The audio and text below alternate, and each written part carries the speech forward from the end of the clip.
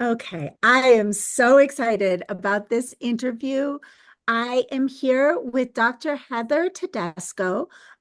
She is a licensed applied psychologist with a PhD in social psychology.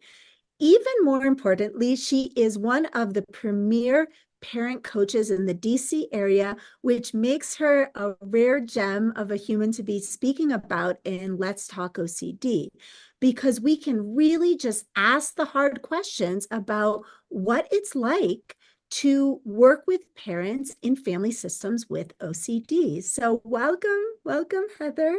Thank you. So happy to be here. One more shout out, her book, Raising a Kid Who Can, is one of the top, I would say, top three books that we give out and recommend to our families here in my clinic in Boulder, Colorado, because it is a very readable, very relatable, and even like visually very accessible for those of us who kind of need things to be broken up and colorful. Um, Parenting book, and it's one of very few on the market that directly addresses anxiety disorders and how uniquely we must parent for them. So let's get started. Thank you. All right. So Dr. Tedesco or Heather, how would you like me to address Heather, you? please. Heather, okay. So Heather, how do you coach parents to develop their child's resilience? Resilience is so important, and every parent I've ever met has had that as the goal. But what we find is that actually doing the things as parents that encourage our kids' resilience can trip us all up. And I should say, I have three kids. I do my best parenting here in my office. It's harder in my house. So, this comes from a place of solidarity always. But to develop a kid's resilience, a necessary prerequisite is that we allow them to experience the hard times, that we allow them to make the mistakes, we allow them sometimes to like fall flat, and to, kind of quote unquote fail, that we allow them to experience those brutal emotions of, sadness and shame and anger and all of these things. Not that we like, sort of send them off to feel their feelings. Our loving presence is powerful, but our temptation as parents so much of the time is to like spring into action and to do something and to, put on our parenting cape and try and fix it. And that's actually not helping to develop our kids' resilience. They really need our vote of confidence in them, to show them that we believe they can cope. And so it's our presence, not our interventions, that tend to allow our kids to become more resilient. And it's hard. Yes, I love that. It's our presence, not our interventions, that allow our children to become more resilient. That is a brilliant quote and very central to the work that I think both of us do. And Yeah. I just wanted to make a shout out to the mom training moms kind of phenomenon. I too. Um, and I will have my teenagers call me out on it sometimes. They'll Yes. be like, "Oh, you're accommodating." So That's always so fun, isn't it? Yes. I'm really glad you follow me on social media. And so on that note, where do you see parents really get stuck when their child has an anxiety disorder? Yeah. Well, first of all, I will say that especially if a parent hasn't been treated themselves for anxiety, it is so counterintuitive. Yes. Because, anxiety, obviously, it's hardwired into our survival instinct. And so it's incredibly powerful. And it drives us to not do whatever makes us feel that sensation of anxiety. And so the way to parent a child when they're anxious is, in some ways, the opposite of the way that you would want to parent them, when they're not anxious. It's sort of, if we're being attuned to a child during their anxiety, we're attuned to the anxiety, not the child. And so it's just really counterintuitive. And, I think everybody benefits from some anxiety education, which is why we did put it in our book, even though it's, not everybody has a child with an anxiety disorder, but every human being experiences anxiety. And so for to sort of make that initial leap into understanding that this is a known thing, and that we have to kind of change our mindset about how to approach it from what feels comfortable to us a lot of times as parents. That's a really tricky part. And then the other place that is so difficult is when a parent does begin to make changes to reduce accommodations to, kind of help treat their child's anxiety, there's always a gap between when the parents change and when the child changes. And that is a very difficult chasm to get through. It's a brutal gap. Yes. I call it the dark times. Yes, it is. Yeah. It is. And it really takes, I think some both information to know that it's coming, and then it just takes some support a lot of times to get through it. Yes, absolutely. And I have actually found that the parents are the ones that need the most support during hard times, because they're the ones that have really shifted, and it feels so unsafe at first. Exactly. I couldn't agree more. And it's counterintuitive to make those shifts because it doesn't feel, it doesn't feel like the quote unquote loving thing to do sometimes. And then you make the shift and the child gets, sort of louder before they change. The anxiety gets louder, I should say. And, it's so many parents are sort of like, what have I gotten into? Why am I doing this? I only work with parents. So for me, I'm, that is my job to help them through that. But I think every parent needs some help, whether it's from a friend or their child's therapist or somebody to. 1000%. And I would be so grateful if I was working as a pediatric specialist with a child and then the parents were seeing you, because that also kind of helps them not lose faith in my process, to have a second professional that's like, hey, no, this is normal. It's called an extinction burst. Like, it happens. Yes. That's a very good model. Yeah. One more nugget that you said that I just want to highlight is you said attune to the child, not to the anxiety. Yeah. It's not on our question list, but can you expound a little bit about this concept of when is a parent accidentally attuning to the anxiety, but not the child? Yes, absolutely. It's when the anxiety, I sometimes will describe it to a parent as like the anxiety kind of takes over and, like they're driving the bus, so to speak. And, when the anxiety takes over, it's pretty demanding a lot of the time. And so it's easy as a parent to think that what the child is demanding is what they need. And it feels like you're being responsive and attuned to give it to the child. So whether it's an accommodation, whether it's reassurance, whether it's enabling avoidance, there are so many ways, and some of them are really subtle. I'm in the Washington, D.C. area. There are a lot of lawyers where I am, and I so often get parents who come in and think their child is, like going to be, sort of the next lawyer, appearing before the Supreme Court, because their anxiety has led them to ask so many detailed, thoughtful, specific kinds of questions. And the parents have no idea that the more they're trying to answer them, the more they're actually reassuring and growing that anxiety. So it really, I always tell parents, we have to sort of look at who's in control in that moment. And when it's the anxiety, not the child, then, all bets are off. You are not trying to be responsive. Yes, 100%. A great example that I'll offer as well for younger children is I love you rituals. That's a tough one for people to recognize. No, you're saying I love you to the anxiety when you are participating in that exacting ritual about how to say I love you. So It's such a good example because who doesn't like hearing that from their child, right? And who feels like it's okay not to say it back? yeah, that's such a tricky one. But Yeah.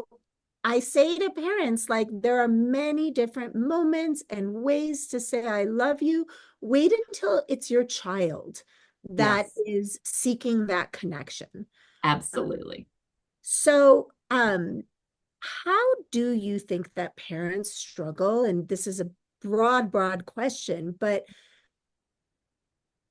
when we are taking away accommodations, Mhm. how is it that parents get over their sort of blockages with that? How do Yes, you see parents kind of get to the other side and actually have the motivation yes. to make that extinction burst happen? Yes.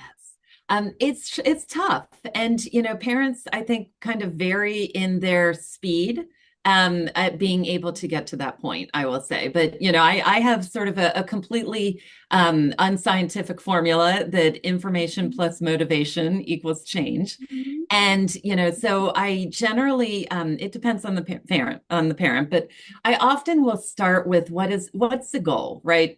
What either what are the things that are right now in the way of their child, making their child suffer in some way, kind of that can become the fuel, the motivation, especially when parents learn that anxiety, it's very treatable. And so it's difficult, it's counterintuitive, but we do know how to reduce anxiety. And, Ellie Lebowitz, as you mentioned, has a brilliant program for how, parents can do it without the kid even being treated. Again, that not every situation is best served that direction, but there are a lot of different ways we can do it. So helping parents to understand that it can get better and to imagine what it would be like for their child and often just for the whole family system to be freed from the grips of the child's anxiety can sort of provide the motivation. And then it becomes information. Again, how do you do it? What does it look like? What can you expect to happen, like an extinction burst? If you don't know that's coming, wow, you really, information is power in this. And then I think, again, lots of encouragement. Again, I've worked with a lot of parents, and sometimes they get it really quickly and they're able to make those shifts. Some parents, we spend a lot of time rehashing and revisiting and practicing and preparing, and just it takes longer, and that's okay.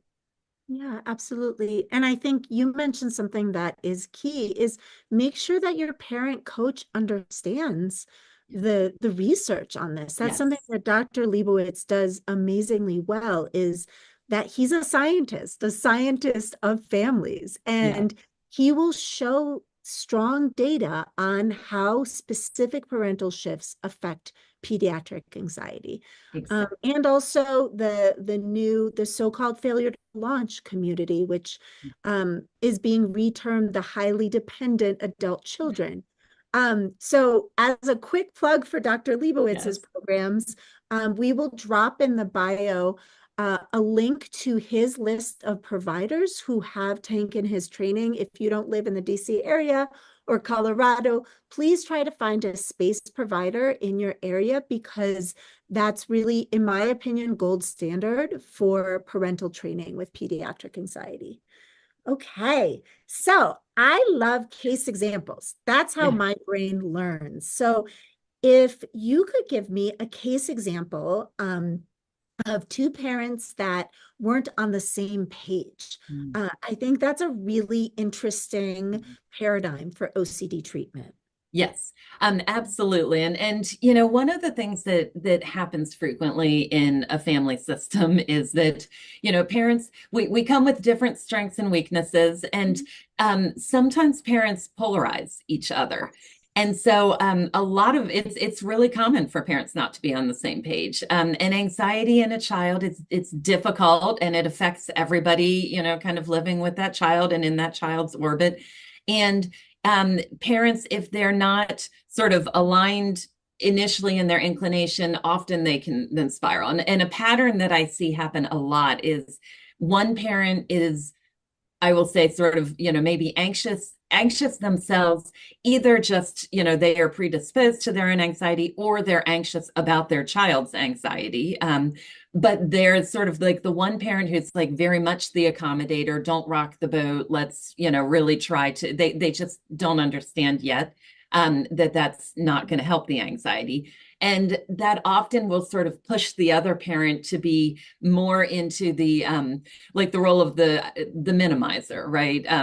It'll be fine, just push through it, just get over it, not because they're cold or callous, but they see the accommodating and they're trying to sort of do the opposite. And so I think that that's it's difficult. What I often do, I'm thinking of one family that fell very much into this, and both parents were really open, which is a gift I get, because when parents are seeing me, they're looking for help. And so we sort of started with in this case, it was the dad who was the one who was it's not that he was sort of not wanting to care about his child's anxiety and feelings, but he just didn't know what to do. So we sort of started with the psychoeducation with him, helped him learn how to respond. The issues they were multiple places, but bedtime was a really big one. And often is, as we all know. And so it became, sort of we figured out that he was better suited initially to kind of take on the bedtime routine, because with some psychoeducation and giving him some help learning how to even just the language of how to respond as well as what to do, he was able to, kind of be firm but loving with his child, and to start, we stepwise reduce the accommodations kind of one by one. And we actually had to have the mom just literally physically disappear. She got to go grocery shopping, and it was like, go out of the house, because it was just very painful for her and very tempting for the child. So anyway, we kind of got things into a good system, and then she was feeling so much better seeing that her child actually was capable and the anxiety was reducing. That helped reduce her anxiety, and then we could sort of bring her back into it. So that's one pattern I see all the time. Yes, yes, absolutely. And thank you for that. I just learned something about your order of operations. I tend to do the opposite. And so now I'm going to play around with my systems. Yeah. Um, as you said, this is an incredibly common presentation. Yes. I can put a link down below to the Karpman family drama triangle, Yeah. which is, not from our world of anxiety and OCD, but really applies, where when one family member gets more demanding, another one gets more rescuing, and then the third one becomes the supposed victim. And those three roles get like passed around. But very commonly, when you're in that sort of drama triangle, the most attuned, or I would say even kindest, most connected parent, unfortunately, ends up being the main accommodator. Yes. And so that's actually the parent that I first target. Yes. And, I love the concept of doing it the opposite way. Yeah. Which feels like a more compassionate way to approach it. Yeah, So I mean, I was gonna say, I've found that it very much, it is individually dependent, right? Not every parent is willing to sort of switch roles. Not every parent, and I don't believe there's one right way. I think, there are many avenues, and sometimes with parents, I'll give them some options and see what sort of feels best to them. As long as we're, sort of moving forward in the direction of reducing accommodations and reducing anxiety, I tend to be pretty flexible in how we do it. Yeah. absolutely, absolutely. So can you give a case conceptualization, a case where, that just gives us all good vibes of like how this work can really impact a child? Yes. Yes. I'll give one of my favorite. This is a very long ago family that I worked with, but it was an issue with school avoidance. Mm. And the child was in middle school. And, when by the time that the parents came to me, they tried a few things, and they were delightful. But the mom sort of came in and said, I'll try anything, but I'm like, I don't believe it's possible. She was investigating school change, thinking if we switch schools, that'll make it better. She did not think there was any chance they could get this child to go to the school, to the point where she said, I'll deed you my house if I can get my child to school. And I love it because it just speaks to how hopeless it can feel, because, it was so distressing and it was that cycle where every evening they would make the plan, and it was a girl, and the daughter was all in, and she was ready, and she was going to do it. And then, as we know, the closer you get to that moment of truth, the bigger and louder the anxiety gets. So we ended up, we designed some things where, again, in this case, to get this girl to go to school without either parent, it actually worked out better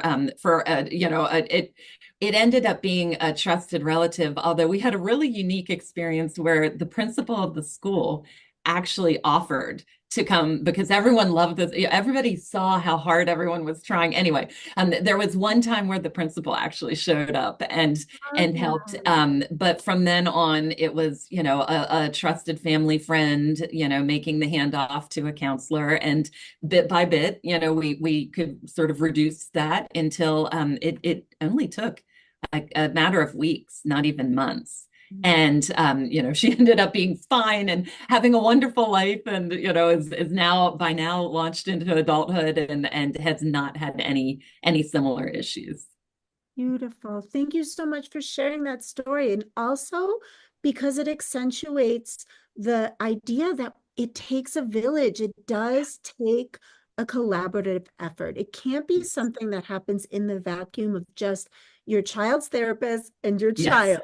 Yes. That will only go so far. Involving schools, if it's school avoidance, involving even like if it's medical phobias, I involve the doctors and the nurses, and I bring everybody into the equation, because this is not isolated to a therapy room. So Exactly. last question, while we're honored to have you. What is the advice that you find yourself giving over and over to parents? Yes. We say in our book that anxiety is not the problem, avoidance is. And, that is the thing that I tell parents again and again. Anxiety is human. And, there's, we have a little illustration of something called the Yerkes-Dodson law that shows that a certain amount of anxiety is actually really good for us. It's energizing. It's when the anxiety gets too big that we start to struggle. But we don't treat the anxiety per se. We treat the avoidance, we treat the accommodations, because that's what actually gets in the way. So I tell parents that over and over again. And also, again, just knowing that it's common, it's treatable, it's nobody's fault. It comes from, like you said, sometimes being so attuned and so sensitive to your child. It comes from such a loving place. And so I think for parents to understand how anxiety works, is where I spend a lot of my time. I love that. I absolutely love that. Anxiety is not the problem, avoidance is. That's beautiful. Well put. And also just a gentle reminder when parents are asking, I need anxiety strategies for my child, which is like the first question I always get. When I say no, that's why. Because we are not going to fear the anxiety. The anxiety is not our enemy. Yes. Avoidance and shutdown is. Yes. So, Heather, it has been an immense honor. I would love to talk to you in another session about the highly dependent adult children. I think this is a whole other topic that I'm excited to pick your brain about, but I really appreciate you coming on today and speaking with me. Oh, thank you. It's a pleasure, honestly. Thanks so much for having me.